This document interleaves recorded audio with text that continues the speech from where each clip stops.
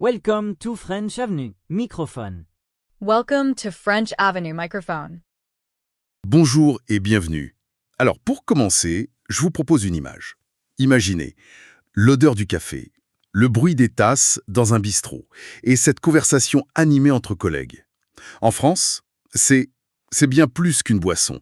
On dit pas simplement « je vais boire un café », non, on dit « on prend une pause café ». C'est tout un rituel. Et c'est justement ce rituel qu'on va décortiquer aujourd'hui. Notre source, elle est un peu particulière. C'est une leçon de français, niveau A2, donc pour débutants, et c'est ça que je trouve fascinant. La vraie question, c'est pas tant ce qu'est la pause café, mais pourquoi on l'enseigne si tôt. Pourquoi c'est si essentiel qu'on doit l'apprendre en même temps que les bases de la langue? C'est exactement ça. Le fait que ça apparaisse à un niveau A2, ce n'est pas anodin du tout. Ça nous dit quelque chose de très profond sur la culture. Dans la source, la pause café est décrite comme un moment, je cite, « sacré ». Donc ce qui est frappant, c'est cette nécessité de l'enseigner. Ça montre qu'en France, pour s'intégrer, il faut maîtriser les codes sociaux autant que la grammaire. On n'apprend pas juste à commander un café, on apprend en fait à participer à la vie. D'accord. Pour comprendre ce code social, le plus simple, c'est de commencer par les mots, j'imagine. Et ce qui me frappe tout de suite, c'est la quantité de vocabulaire. Pour un moment qui dure quoi? 10 minutes. Rien que ça veut dire que c'est pas une simple formalité.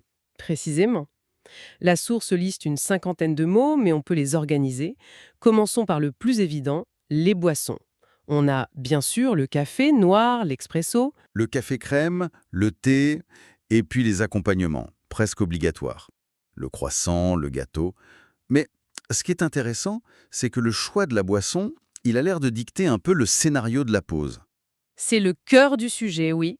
Il y a une véritable grammaire sociale derrière. La source oppose très bien l'expresso au café crème.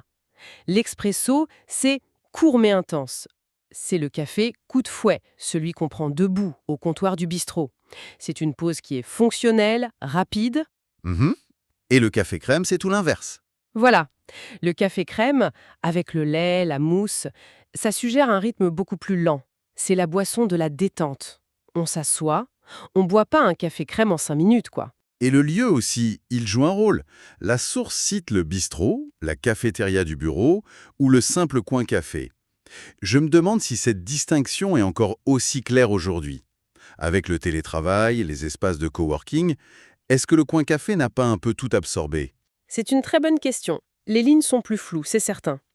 Le bistrot, ça reste ce lieu extérieur au travail, où la parole est peut-être plus libre. La cafétéria, c'était un peu le forum de l'entreprise où les hiérarchies s'estompent un peu. D'accord. Le coin café moderne, lui, c'est peut-être un condensé de tout ça. C'est un lieu de passage rapide, mais aussi un lieu de discussion informelle. Ce qui change pas, c'est sa fonction, créer du lien. Et ça, c'est vital. Ce qui m'amène au verbe.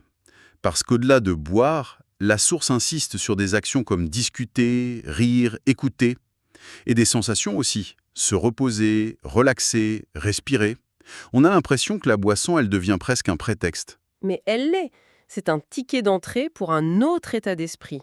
Ces verbes le montrent bien. L'objectif, c'est soit la connexion sociale, Discuter, rire. soit la déconnexion personnelle. Se reposer, respirer.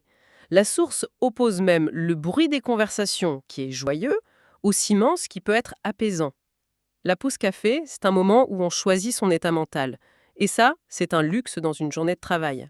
Donc on a les ingrédients, le lieu, la boisson, les actions, mais la recette, comment tout ça s'agence, c'est la grammaire qui nous la donne, non? Oui, la grammaire, c'est le mode d'emploi du rituel. Et la source l'aborde de façon très pragmatique. Prenez le présent simple. Quand on dit « je bois un expresso tous les matins », ce n'est pas juste une information. C'est une habitude. C'est l'affirmation d'un rituel qui structure la journée. C'est le temps de la régularité. Il y a aussi les pronoms. L'exemple est tout simple. Elle prend un gâteau, elle le mange lentement. Sans ce petit mot « le », la phrase est lourde. Ça semble technique, mais en fait, c'est ça qui rend le langage naturel. Ah, mais c'est le déclic pour beaucoup d'apprenants. On passe des mois à faire des phrases un peu robotiques et d'un coup, avec un lui, un leur, un le, tout devient fluide. C'est presque magique. Quand le serveur sert un café à sa cliente, dire « il lui sert le café », Ce n'est pas juste plus élégant, c'est la preuve qu'on est passé de la construction de phrases à la vraie communication. La source mentionne aussi le conditionnel, pour des phrases comme « Si j'ai le temps, je prendrai un croissant ». J'aime bien cette idée que c'est une sorte de langue de la négociation avec son propre emploi du temps. Oui, et cette idée de négociation est centrale. La pause, c'est pas un dû, c'est un petit luxe qu'on s'accorde.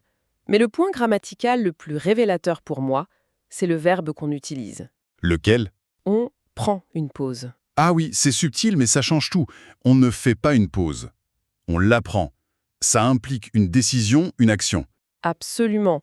Et prendre s'oppose à avoir. On peut avoir une réunion. C'est dans l'agenda, c'est souvent subi, mais on prend une pause, on prend un café, on prend le temps. C'est une réappropriation de son temps, une petite reconquête de son autonomie. C'est toute la différence entre une routine imposée et un rituel qu'on choisit. C'est fou comme un seul verbe peut contenir toute une philosophie. Et j'imagine que l'histoire de Marc, dans la source, elle est là pour illustrer ça. C'est une mise en pratique parfaite, oui. C'est la démonstration de cette bascule, de la routine au rituel. Oui, alors, pour résumer, Marc, c'est l'archétype de l'employé moderne. Pressé, stressé, il avale son café devant son ordinateur en répondant à ses mails. Pour lui, la pause, c'est une perte de temps, un truc qu'il fera un jour. Il est complètement dans la logique de la productivité à tout prix. Il a une routine, boire du café pour la caféine. Mais il n'y a aucun rituel. La dimension humaine a totalement disparu. Et un matin, il y a un déclic. Il est au bord de l'épuisement et il décide de faire autrement. Il va à la cafétéria et, au lieu de son expresso habituel, il commande un café crème et un croissant. Rien que ce choix, on l'a vu, c'est déjà un changement de rythme. Il s'installe et c'est là qu'Elisabeth entre en scène. Elisabeth, c'est la figure de la sagesse. C'est elle qui va mettre des mots sur tout ça. Elle lui dit cette phrase qui résume tout. La pause café est le moment le plus important de la journée. Elle lui dit, c'est quand on se déconnecte, on parle et on reprend des forces.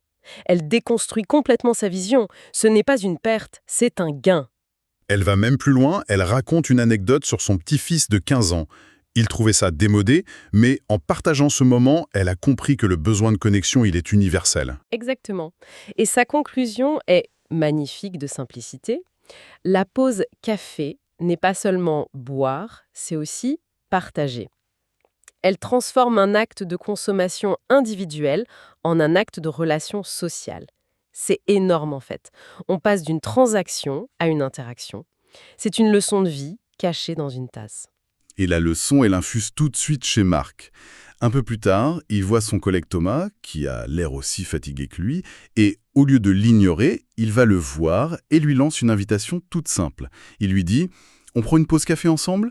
Tu préfères thé au café ?» Et cette deuxième question, tu préfères thé au café? C'est crucial. Il ne lui impose pas son propre rituel. Il lui ouvre un choix, il le considère. C'est une vraie invitation, pas une convocation.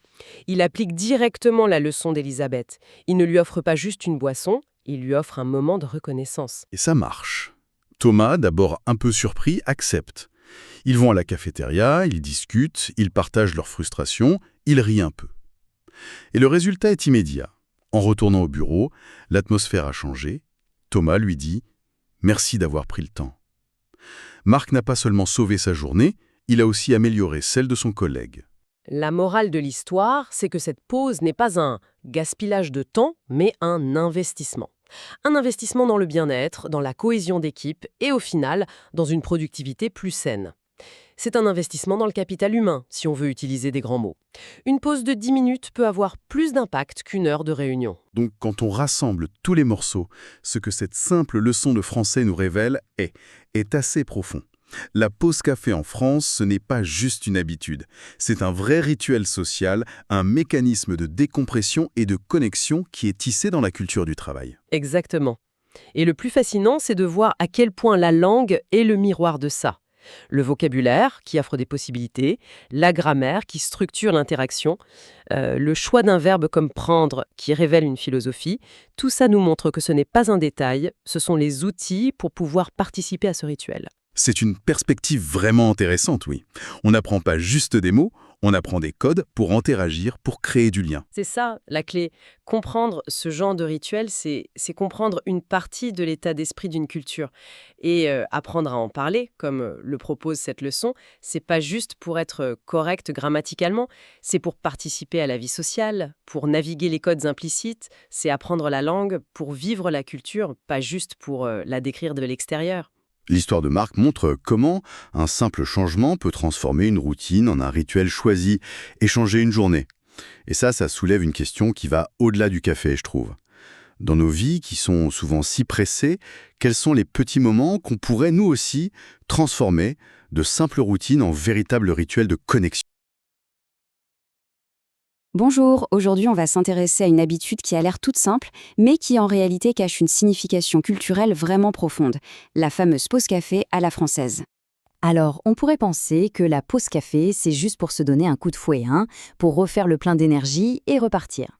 Eh bien, pas vraiment en France. Ici, c'est bien plus que ça. C'est un véritable rituel, un moment privilégié pour se connecter les uns aux autres.